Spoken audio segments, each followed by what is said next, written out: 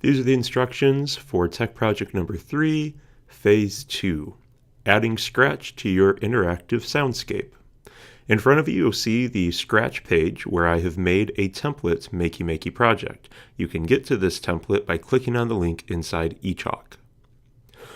In order to make your own copy of this project, you're going to click See Inside, and then Remix. Remix is the same as making a copy for yourself. Once you hit Remix, you've copied the entire program into your own folder, which means that you can now do whatever you want to it. The first thing you want to do is, of course, add your first backdrop. My backdrop is a little too wide and not quite tall enough. So if you would like a different backdrop, I recommend finding one that stretches all the way to the top and bottom, but it solves our problem for right now. We have a beautiful beach scene. Now, if you click on the arrows, you'll see that they already have code in there. Your job will be to input the sprites that you want to happen in your scene, not an arrow, not an arrow, not an arrow, not a spacebar, but replace the code. So let's take an example of that. I want to add a sprite. I could have downloaded one from the internet, but I'm actually going to use a sprite that's in the library right now. A beach ball.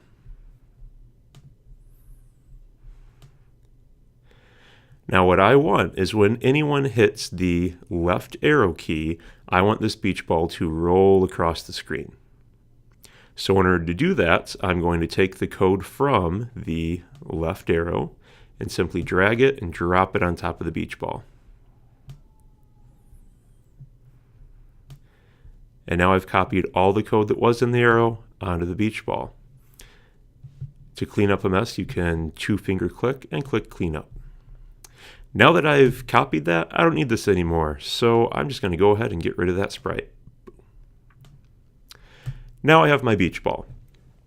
You'll see that it has the place to put a sound. I, of course, would like a different sound to play, so I'm going to hit record. I'm going to select a sound of maybe a beach ball bouncing.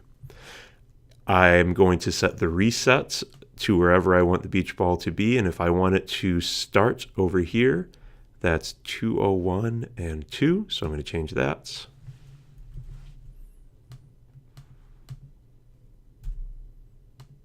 And now the last thing I need to do is program this ball to move across the screen. So I'm going to get rid of this code for the moment, and I'm going to say, let's see. When you click the arrow, point in direction left, and then move one step 400 times. You can put whatever motion code you want. This is just an example. Okay. Now when I hit the arrow, that ball should move to the left. And when I hit R, it should go back to where it is. Let's try it. I'm hitting the arrow. Look at it go. And if I want to send it back, I hit R. And now everything is reset. One final note.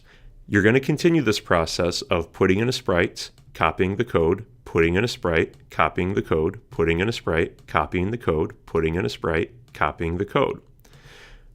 But in the end, you also need to reset your backdrops. So I'm going to click on the backdrop. I'm going to go scripts, and I'm going to go ahead and add that when this program starts, I would like it to play one of my background sounds.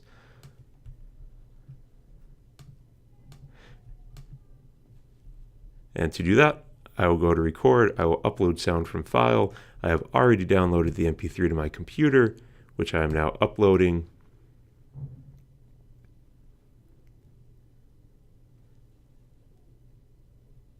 And now when someone starts my program, they'll hear the sound and they'll be able to start interacting by hitting the different arrow keys.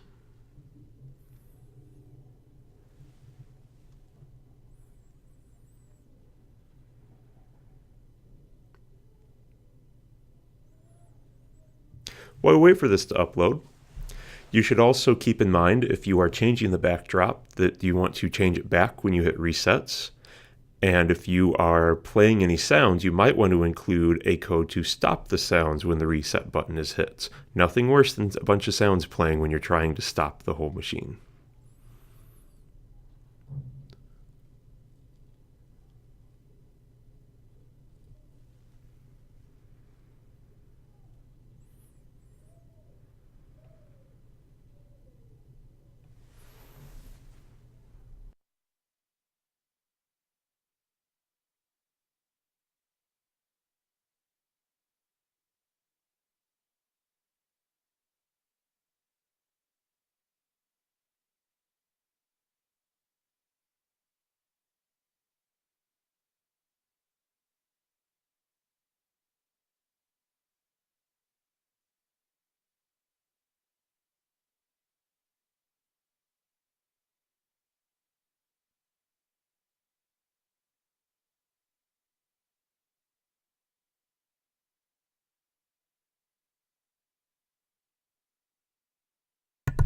And we're back.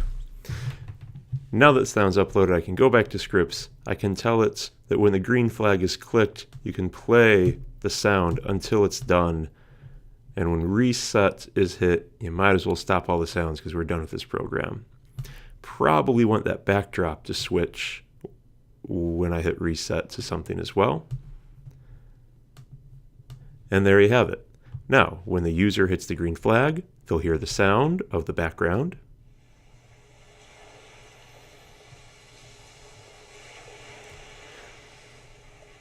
When they hit the left arrow, the beach ball is going to move.